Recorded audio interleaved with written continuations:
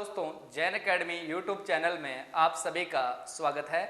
आज अपन AC fundamental के बारे में देखेंगे, मतलब एसी थ्योरी के बारे में देखेंगे कि आपकी जो एसी करंट है, अल्टरनेटिव करंट आपकी एक सर्किट में किस प्रकार से फ्लो होती है और उसकी डेफिनेशन देखेंगे। ओके, तो करते हैं स्टार्ट कि अपन एसी माना कि एसी का ग्राफ आप जानते हो किस प्रकार का होता है, साइनसोइडल होता है।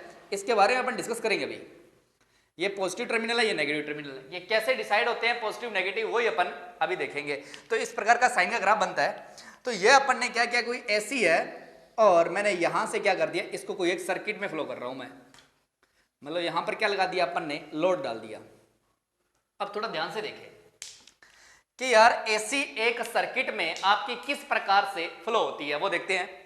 तो अपन जानते हैं कि ये जो करंट है, ये करंट की डायरेक्शन है। मान लो ये करंट है आई, ये जो करंट है ये क्या कर रही है, आपकी टाइम के साथ साथ एक पॉइंट से बढ़ रही है। तो ये जो पॉइंट है इसका कौन सा हो गया, ये मैक्सिमम करंट हो गई, आई एम लिख दिया। इसी को अपन पीक करंट के नाम से भी जानते हैं, मतलब सीकर वैल्यू के नाम से भी जानते हैं। अब क्या हुआ कि ये जो करंट इस पॉइंट तक बढ़ी आपकी, और उसके बाद में क्या कर रही है, ये वापस क्या कर रही है, घटने लग रही है, कम हो रही है, और क्या कर रही है, नेगेटिव डायरेक्शन में, अपोजिट डायरेक्शन में बढ़ती जा रही है। और ये जो ऐसा पॉइंट है इसका कि जहां पर नेगेटिव डायरेक्शन में इसकी डायरेक्शन जो हो रही है वो क्या हो रही है, करंट मैक्सिमम हो रही है। अब अपन देखते हैं कि यार इस प्रकार का इस सर्किट में करंट कैसे फ्लो होगी। ये पॉजिटिव साइकिल इस सर्किट में किस प्रकार से फ्लो होता है और ये नेगेटिव साइकिल इस सर्किट में किस प्रकार से फ्लो होता है, अपने को पहले स्टडी यही करनी है। अगर अपन ये जान गए तो अपन एसी के बारे में कुछ बातें सीख जाएंगे। ओके, जो अपने आगे क्वेश्चन आते हैं वो उनको अच्छी इजीली सॉल्व कर सकते हैं। तो अपन करते हैं स्टार्ट। तो देखें कि ये आपका जो लोड है वो है आर एल, मान लिया आर लोड है आर एल। अब अपन देखते हैं कि पॉजिटिव साइकिल की बात कर रहा हूं मैं, पॉजिटिव साइकिल की बात कर रहा हूं, मतलब इस टाइम पॉजिटिव है, यहां पर क्या है, नेगेटिव है। तो पॉजिटिव साइकिल में क्या कर रहा है, आपका करंट बढ़ रहा है। तो मतलब लोड में जो करंट आ रहा है वो स्टार्टिंग में क्या कर रहा है, आपका बढ़ रहा है, थोड़ा बड़ा, यहां तक चले बढ़ा, फिर और चले बढ़ा, फिर एक ऐसा टाइम आ गया जहां पर करंट की वैल्यू क्या हो गई, मैक्सिमम हो गई। तो मतलब मैंने माना कि यहां पर जो करंट थी वो मैक्सिमम हो गई और डायरेक्शन क्या रहेगी आपकी, इस प्रकार से रहेगी, क्योंकि पॉजिटिव से नेगेटिव करंट चलेगा आपका, यूं चल रहा है। तो इस टाइम करंट की डायरेक्शन क्या हो गई, मैक्सिमम हो गई, और करंट क्या कर रहा है आपका, नीचे की तरफ मूव कर रहा है। जब यहां पर पॉजिटिव और यहां पर नेगेटिव है, पहले गोले की बात कर रहा हूं आपका। ओके, तो यहां पर जो करंट की डायरेक्शन मैक्सिमम हो गई, अब क्या हुआ कि करंट वापस क्या कर रही है आपकी, कम होती जा रही है।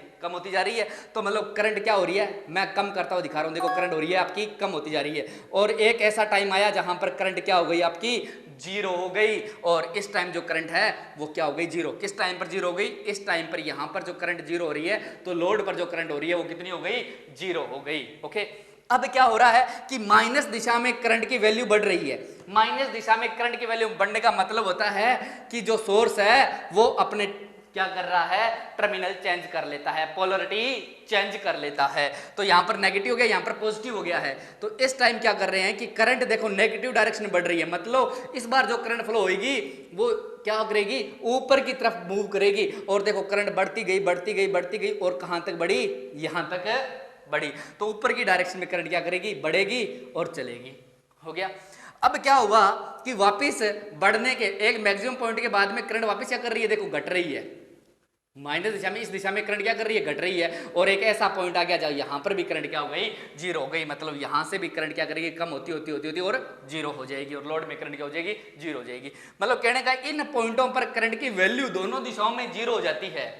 तो अपने को यहां से एक चीज मिली कि अगर मैं इसी ग्राफ को आगे और बना देता हूं, इस प्रकार का बना देता हूं, तो कहने का मतलब है इस बार जो करंट फ्लो होगी वो कैसी डायरेक्शन में होगी, इस डायरेक्शन में होगी।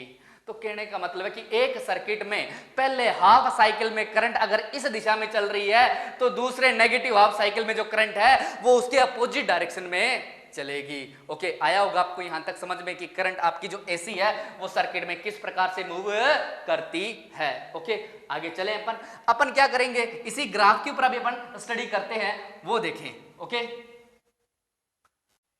अब अपन देखते हैं कि वही जो ग्राफ है मैं यहां पर शो कर रहा हूं एसी का, ठीक है। ओके, तो माना ये मैंने वोल्टेज आपकी V वोल्टेज है, ये किसी टाइम जीरो टाइम पर ये जो वोल्टेज की वैल्यू है वो जीरो है।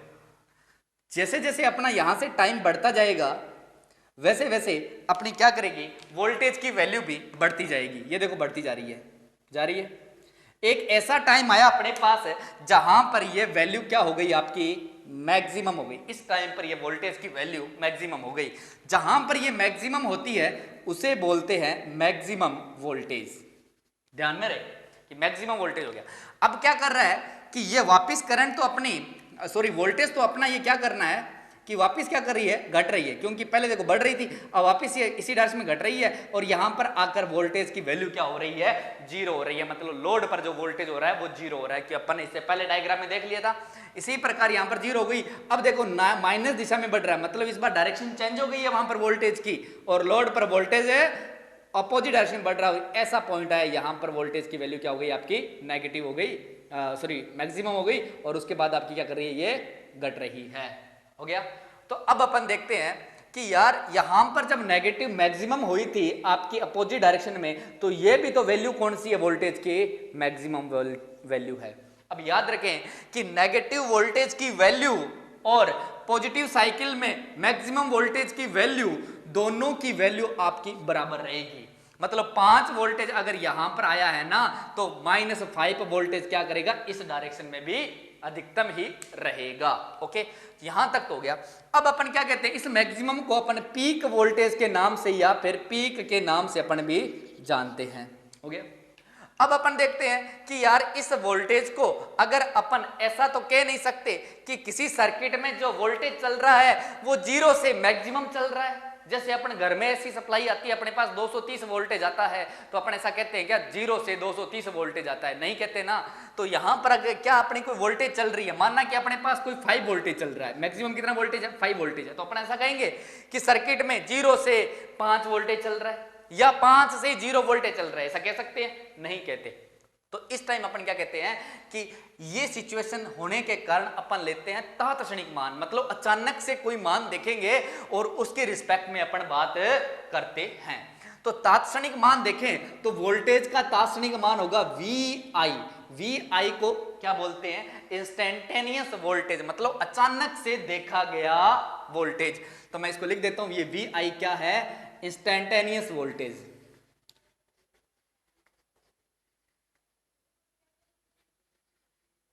इंस्टेंटेनियस वोल्टेज हो गया। इंस्टेंटेनियस वोल्टेज कैसे फाइंड होगा, आपका फॉर्मूला आपको याद में रखना है कि मैक्सिमम वोल्टेज, कौन सा वोल्टेज, ये वाला वोल्टेज, फिर डालना आपको साइन। ये साइन क्यों डालते हैं अभी बताऊंगा। फिर आपका आएगा ओमेगा टी। अब अपन बात करते हैं कि यार ये Vm क्या है, इसके बारे में अपन देख लेते हैं। ये Vm क्या है, ये है आपका पीक वोल्टेज, मतलब ऐसी सर्किट के अंदर वोल्टेज का अधिकतम मान है। ये पॉजिटिव में हो सकता है, ये नेगेटिव में भी हो सकता है। ये कौन सा, ये भी या ये वैल्यू है या फिर ये वैल्यू, कोई भी वैल्यू एक अपने को लेनी है। अपन साइन क्यों लिखते हैं, इसका रीजन क्या है, जो आपका एसी सर्किट में जो करंट चलती है या फिर एसी जो अल्टरनेटिव करंट चलती है वो एक साइन वेव के अकॉर्डिंग चलती है, इसीलिए अपन यहां पर साइन लिखते हैं। और ये जो ओमेगा है ये अपन ने ऑलरेडी पहले इंडक्टर में भी मैंने पढ़ा रखा है कि एक्सएल निकाला था तब ओमेगा आया था आपका, और एक्सी निकाला था तब भी आपका क्या आया था, ओमेगा आया था। कैपेसिटिव रिएक्टेंस और इंडक्टिव रिएक्टेंस निकाली थी तब भी आप भी ओमेगा आया था। और इस ओमेगा अपने क्या बोल रहे थे, एंगुलर वेलोसिटी कह रहे थे। तो एंगुलर वेलोसिटी को हिंदी में बोलते हैं कोणीय वेग, कोणीय वेग। और कोणीय वेग का जो फॉर्मूला होता है वो होता है 2 पाई f, और इसकी यूनिट होती है रेडियन पर सेकंड। एग्जाम में पूछी गई है तो ध्यान रखें इसको, रेडियन पर सेकंड। और ये जो आपका t है, ये t क्या है, ये है टाइम। ये देखो ओमेगा कोणीय वेग, कोणीय वेग का मतलब क्या होता है, एंगुलर वेलोसिटी का मतलब होता क्या है कि आपकी जो ये वेब चल रही है इसकी वेलोसिटी क्या है, क्योंकि एंगल में चल रही है। देखो 0 हो रहा है, यहां पर पाई हो रहा है, यहां 2 पाई हो रहा है ना, तो एंगल में चल रही है। तो ये हो गया इसका एंगुलर वेलोसिटी, मतलब एंगल में आपकी वेब कितनी स्पीड में चल रही है। और टी जो है आपका ये हो गया टाइम, कि कितने टाइम के लिए आपकी रन कर रही है। ओके, अब अपन देखते हैं कि यहां से तो अपने को पता चला कि वोल्टेज का फॉर्मूला ये होता है। हो गया। अब अपन देखते हैं कि यार इसमें अगर करंट कैसे फ्लो होगी, या फिर अपन ऐसा कह दें कि जो वोल्टेज है और करंट के बीच में क्या रिलेशन रहता है दोनों का, तो वो दिखाता हूं मैं आपको। तो मानना मैंने बीचों बीच एक डायग्राम बनाता हूं मैं इसके करंट का। ये मैंने माना रेड पेन जो दिखा रहा हूं ये है आपका कोई करंट आई की वेब फॉर्म इस प्रकार से चल रही है। तो ये इस प्रकार से चल रही है। इस आई को अपन किस प्रकार से डिनोट करते हैं वो देखें। तो अपन इस आई की वैल्यू निकालनी है और आई की वैल्यू जो होगी आपकी यहां पर क्या हो रही है, मैक्सिमम हो रही है। ओके, ये 5 वोल्टेज अपने एग्जांपल लिया था, मैं इसको हटा देता हूं। ओके, हो गया। अब अपन देखते हैं कि इस आई की वैल्यू अपन कैसे निकालेंगे, या फिर अपन ऐसा कह सकते हैं वी और आई के बीच में क्या संबंध है वो देखते हैं। तो मैं यहां पर डालता हूं ओम्स लॉ। ओम्स लॉ के मैं अकॉर्डिंग बताता हूं कि दोनों में रिलेशन क्या है। तो ये देखो ओम्स लॉ। ओम्स लॉ क्या कहता है कि वोल्टेज और धारा का जो अनुपात होता है वो कांस्टेंट प्राप्त होता है, अपने को पता है। यहां पर जो अपन वोल्टेज ले रहे हैं उस वोल्टेज की कैलकुलेशन अपन इंस्टेंटेनियस वोल्टेज के द्वारा करते हैं। तो यहां पर इंस्टेंटेनियस वोल्टेज के द्वारा करते हैं तो यहां पर क्या आएगा, वी आई आएगा। आपकी वी आई इंस्टेंटेनियस वोल्टेज है तो करंट भी कितनी आएगी, इंस्टेंटेनियस भी निकलेगी। तो अपने पास जो आई की वैल्यू निकालनी है वो किस प्रकार से अपन डिनोट करते हैं वो देखें। कि यहां से लिखा मैंने आई का मतलब इंस्टेंटेनियस करंट, तात्क्षणिक करंट इक्वल आर की वैल्यू यहां पर पुट कर देता हूं। तो देखो वी आई अपॉन आर होगा कि नहीं होगा, हो गया। वी आई की जो वैल्यू है वो अपने पास है V I equal V M sine omega T. तो मैं यहां पर पुट करता हूं इसको, तो I instantaneous equal V M sine omega T, कोई प्रॉब्लम नहीं है। अब अगर अपन देखें तो अपॉन में क्या चल रहा है, अभी आपका आर चल रहा है।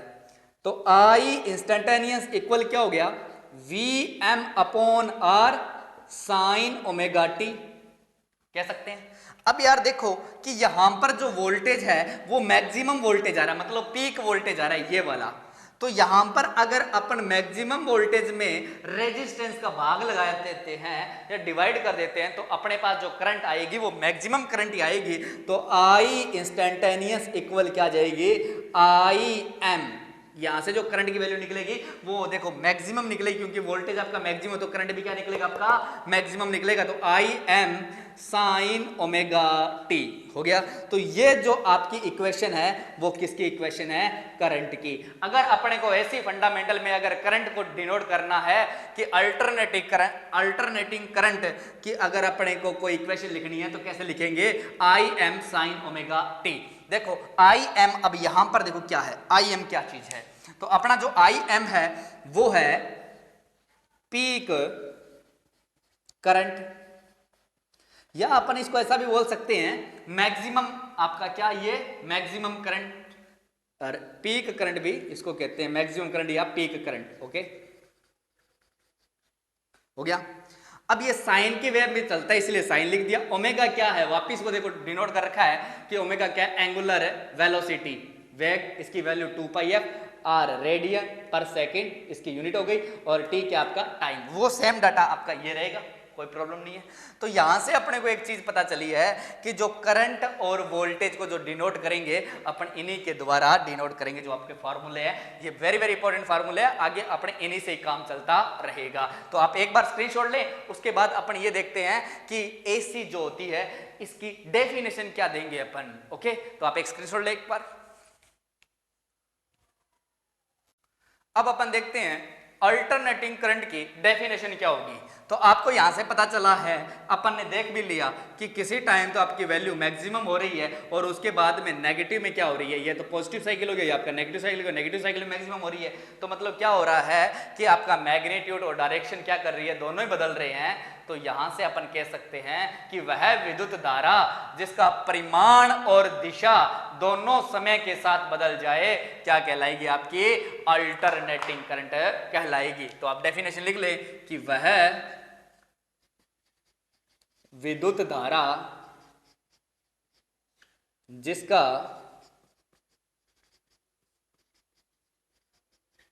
परिमाण और दिशा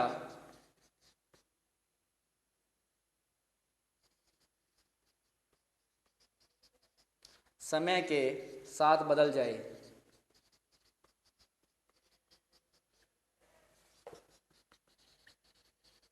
अल्टरनेटिंग करंट कहलाती है। ओके आप यहां से भी देख सकते हो, यहां पर आपकी डायरेक्शन पॉजिटिव में है, यहां पर आपकी नेगेटिव में जा रही है। ये आपका पॉजिटिव लूप था, ये नेगेटिव लूप है। डायरेक्शन क्या हो रहा है, आपका परिमाण और दिशा दोनों बदल रही है। तो यहां से तक अपने को पता चला। और उसके बाद अपन ने इसका एक चीज और देखी है कि अपना जो वोल्टेज का फॉर्मूला और करंट का अपन जो रिप्रेजेंट करेंगे वो किस प्रकार से करेंगे। तो करंट रिप्रेजेंट करेंगे आई मतलब instantaneous current, I maximum sine omega T, और वोल्टेज किस पर करेंगे, V instantaneous V M sine omega T के द्वारा। ये दोनों फार्मूले वेरी वेरी इंपॉर्टेंट है। अभी अपन क्या करेंगे, इंस्टेंटेनियस करंट को फाइंड करना सीखते हैं। और वैसे मैं इस डायग्राम में भी आपको बता दूं कि आपकी इंस्टेंटेनियस करंट और इंस्टेंटेनियस वोल्टेज कहां पर होगा। याद रखें कि आपकी जो मैक्सिमम वोल्टेज है या फिर मैक्सिमम आपकी करंट है उससे कुछ कम, देखो मैं रेड पेन वाली बात कर रहा हूं, रेड पेन पे क्या है, करंट है, तो इससे कुछ कम जो करंट होगी, कि माना यहां पर अपन ने जो करंट देखी है वो कौन सी होगी, इंस्टेंटेनियस करंट होगी। तो कहने का याद रखना कि जो आपकी इंस्टेंटेनियस करंट होती है वो मैक्सिमम करंट से कुछ भाग कम रहती है, मतलब थोड़ा कोई पॉइंटों में आपकी क्या रहेगी, कम रहेगी। अपन नेक्स्ट क्वेश्चन देखते हैं, फिर आपको मैं समझाता हूं। आप एक बार इनका स्क्रीनशॉट ले लें इसकी डेफिनेशन का। देखते हैं इंस्टेंटेनियस वोल्टेज निकालने का कि किस प्रकार से अपन निकालते हैं। काफी अच्छा क्वेश्चन है। देखें कि वेव फॉर्म में इंस्टेंटेनियस वोल्टेज का मान ज्ञात करो और टी की वैल्यू अपने क्या दे रखी है, 1/600 सेकंड के में। अब देखना, याद रखना कि जब इंस्टेंटेनियस लिखा आ जाए तो उसका मतलब होता है कि किसी क्षण, मतलब तात्क्षणिक। इंस्टेंटेनियस का मतलब होता है तात्क्षणिक। ओके, और किस टाइम पर अपने को वोल्टेज निकालना है, कि टाइम कितना दे रखा है आपको, t इक्वल 1/600, मतलब कि जो t, माना कि यहां पर आपकी जो t की वैल्यू है वो 1/600 सेकंड हो रही है। ओके, तो यहां पर अपने को देखना है कि इस टाइम आपकी इंस्टेंटेनियस वोल्टेज कितनी होने वाली है, अपने को ये चेक करना है। अपने नीचे ऑब्जेक्टिव दे रखे हैं, तो कैसे करेंगे वो ध्यान से देखना कि अपन ने इंस्टेंटेनियस वोल्टेज का फार्मूला पढ़ रखा है कि V instantaneous equal Vm sign omega T. हो गया, ये अपना फार्मूला था। इस फार्मूले में अपन वैल्यू पुट करते हैं और आंसर निकालते हैं। देखो V instantaneous equal V maximum, तो आप देखो कि यहां पर जो आपका इस लूप में मैक्सिमम वोल्टेज जो कितनी आ रही है आपकी, ये आ रही है 20, तो मैंने यहां पर इसकी वैल्यू रख दी 20। साइन है, साइन का साइन रख लिया। ओमेगा की वैल्यू अपन जानते हैं 2πf होती है, और ये t का मैंने t डाल दिया। ओके, क्योंकि अभी मैं वैल्यू पुट करूंगा इन सारों की।